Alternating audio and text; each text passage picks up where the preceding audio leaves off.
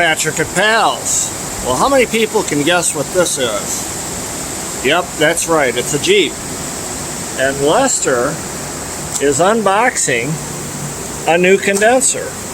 You know, folks, it's about 10:45 in the morning, and it's already 90 degrees out and very humid.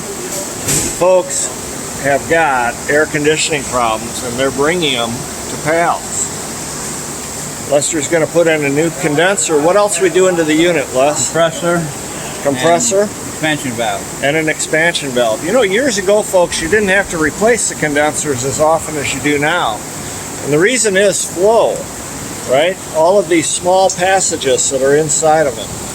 And to get a good result with air conditioning, you've got to have flow through that condenser. So now, when you have a problem with your AC, chances are, if you need a compressor, you're going to need a condenser. If you've got a Jeep Patriot, bring it to Pals.